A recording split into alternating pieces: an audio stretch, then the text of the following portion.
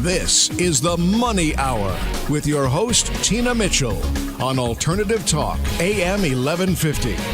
Now, back to the show with local mortgage and finance expert, Tina Mitchell. Welcome back to the Money Hour with your host and mortgage expert, Tina Mitchell, right here on 1150 AM KKNW, the Saturday, July 6th show. I bring into studio each week the best of the best experts in our local market on everything money, and I'm here to help you in today's economy. If you're hearing my show at a different time or day, you're listening to a rebroadcast. To talk with myself or any of the guests that I have in studio, please pick up the phone, give the show a call at 1-855-400-1150. Again, that's 1-855-400-1150. Or online at themoneyhour.com. And we have amazing guests, amazing segments in studio today. If you miss any of the show, feel free online. You can listen to any of the podcast, search any guest that has information that you want more content on, and you can pull up their individual segments. And right now in studio, I have Judy Clibborn, state representative, here to talk about transportation. Judy, thank you so much for coming back in studio. Thank you, Tina. It's always a pleasure to come. Well, and it's always a pleasure for my listeners because this is a big topic, especially in our area here, talking about transportation. Just a little background on Judy. State representative, has been a resident of Mercer Island for 45 years. She was mayor of Mercer Island for 4 years, city councilwoman from 1990 to 2001, and executive director of the Mercer Island Chamber of Commerce. Her current House committee assignments are transportation chair and health and care and wellness. Her legislative priorities are creating a sound transportation system that protects trade-dependent businesses throughout the state and keeps Washington's economy globally competitive, continuing to increase job opportunities for working families and ensuring adequate health care and coverage and accessibility to Washingtonians. Wow. I mean, that's a lot of stuff that you're responsible for, Judy, and just, helping a lot of us here in the Seattle area be a little bit more happy. Well, I do my best, and it's something I think everybody's interested in, so it's good to put my work shoulder into it. Definitely is, and I love having your segment in my library that I can share with people after the show. So, Judy, what's the most important issue in transportation right now? Well, as we probably have been hearing over the last couple of years, we've been working to put a revenue package together so that we would have new revenue. And I think that this is going to be a year where that might not be as obvious because the big topic of conversation now is education. And when people get caught up in some other kind of conversation, we have a problem doing more than one thing. Well, there's no such thing as multitasking. I know that. Not in Olympia, but it is still an issue, and I think that they go together. I think if you're in any kind of business, you understand that transportation is what connects us. It's not just about jobs; it's about the economic development that goes with the transportation, and whether it's roads or rail or light rail, since we have another guest here. Yes. I think these are all so critical to our state, and it is the whole state, not just this Puget Sound region, although we do have our special things here. Of course. Yes. So, Judy, why do we need more gas tax or other transportation revenue when we have such a high gas tax already? I always have to explain this because I think there are very few people who understand that even though we pay a high gas tax here, other states don't have, they often use their general fund to help pay for their transportation. So we don't do that here. And so we have to have the gas tax be enough to pay for all of our projects. What really bothers people is that they think they're paying in now and they wonder where it goes. Yes. Well, I'm paying this high gas tax. Where is it going? So where is it going? And it is right now going to finish off 421 projects that were promised starting in 2003 and 2005. So that's exciting. It's bonded. And so for the next 25 years, that gas tax will go to pay off bonds. Okay. And that makes it that means that we have no revenue for anything new. Yeah. So and that's not a good thing. We need to have a little money. Well, there's an ongoing need. I know that people hear about things that they want to know why we're building a tunnel when we could be doing something else. the tunnel was promised in the 5 cents that was passed in 2005. So that's how long it takes projects to get going and to get finished. So we now have 12 years without any new revenue. And if we don't have new revenue, then we can't have projects like 167 and 509 that keeps ports open. Yeah. And the projects that are And important in Spokane. being in I do the mortgage side, not the real estate side, but I'm in that community, and it's important for our economy to be able to have good transportation, and it's going to make everybody, everybody are happier, be able to make decisions on where they want to work and make it convenient and save money. So, Judy, why should we put more revenue into Washington State Department of Transportation when all we hear about is mismanagement? I know. And I think it's really easy to sell papers when you have something that's going on that people want to read about. They're very curious about having the largest tunnel boring machine in the world, at least for the next month or so.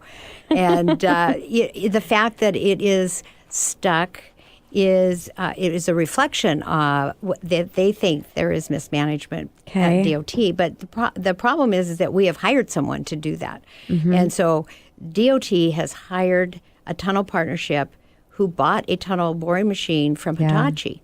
That tunnel boring machine is still on warranty. Yeah. They will fix it.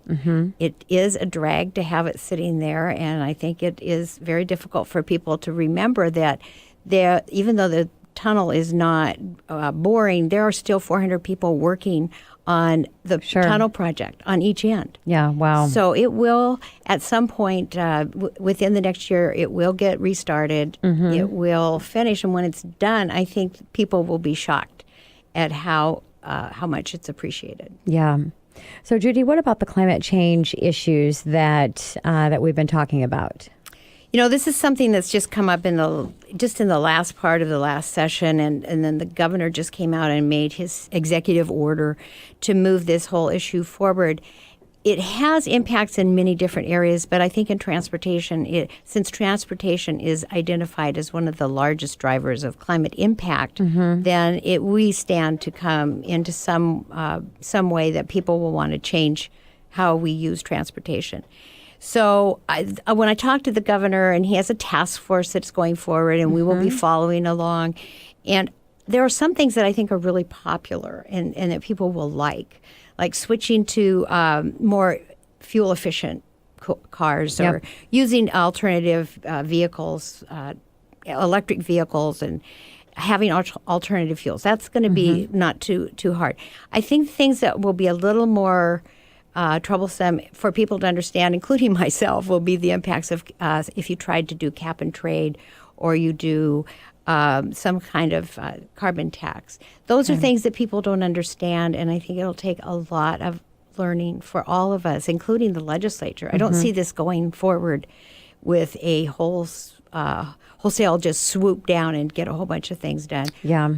But I know that there are things that we're already doing, because electric vehicles, we're one of the highest electric vehicle use states in the nation. I didn't realize that. Wow. Congratulations to us. Yeah. And the other thing that does, of course, is it decreases the amount of gas tax that comes in. And so that's another reason why we're going to have to make sure that we have more gas tax. Yeah. So Judy, can you explain to our listeners what can happen if we don't do anything? Well, I think that we have to maintain what we have, and this has been a very difficult time to decide whether you go out for a small package. I think there's been some talk of, say, a 3-cent gas tax that goes just for maintenance and preservation. If you use the roads, you understand that they're getting pretty worn out, and the bridges, if we don't keep them up, we have to close them or waitlist them, and that is huge. Devastating. It's devastating to our economy, and I know that people who are in your business, because I talk to people in real estate all the time, people are deciding where they're going to live. Oh yeah, because of congestion and because of the way they have to use the roads at different times, and it just it makes your decisions. It does impact your decisions that you make. So if we don't, then I know we're going to have more congestion. Yep. I think that there will be fewer things that we can do to keep the economy going. And it concerns me that we don't look like we can get this done because it reflects on our government that we can't make a decision and actually move forward. Well, what about King County? When you went to the voters for transit and county roads, since it didn't pass, what now? So King County has its own funding, which they went out and they asked. And so it really isn't an impact to the state as much as they provide a lot of level of service. Not just the state provides service in transportation. So definitely they have the transit side. And that, I think, has been interesting. The other transit agencies, when 695 passed, which was the first Iman initiative, that used to serve all the pay. It paid for all transit. The state had a pretty big payment that they gave to transit service. That was eliminated. And so we have not, what we did is we gave the transit agencies the sales tax. They have a part of the sales tax that they can use. The other transit agencies, because we had the recession, it was really low. The other transit agencies all announced that they were going to make cuts, but they came back, and in some cases, they even increased their service. In King County, I think we're going to have to, I think they will get together. They will look at how they can use their dollars that are coming in now at a higher rate.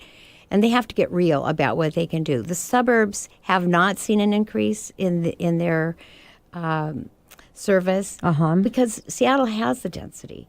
But one of the things that I think will be interesting when Sound Transit gets to talk is this new effort that the county executive, who is the chair of Sound Transit, who is also the county executive in charge of Metro Transit, is saying, how can we work together? How can we make this a more efficient system? If Sound Transit is supposed to be the trunk, then let the spokes be Metro. And we had always envisioned that as the way that would work.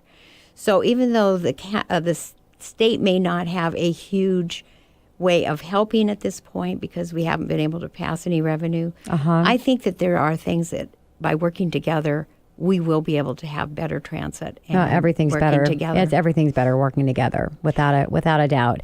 Judy, I've got just a second here with you before I got to take a break. Just really quickly, who's going to pay for the tunnel? Who's going to pay for the tunnel? Yes. The tunnel is going to be paid for through the large project budget that we have with multiple layers of contingency. And the thing, maybe I should clarify that the only thing that I know who won't pay for the tunnel is the city of Seattle. So it will be done by the state. Wonderful. Judy, thank you again so much for coming back in studio, and we'll have to definitely have you back soon. It's always a pleasure. Thank you. Coming up next in the Money Hour, what's in the pipeline for Sound Transit? Great conversation coming up with Jeff Patrick, Media Relations and Public Information Manager at Sound Transit, right here on 1150 AM KKNW after the short break.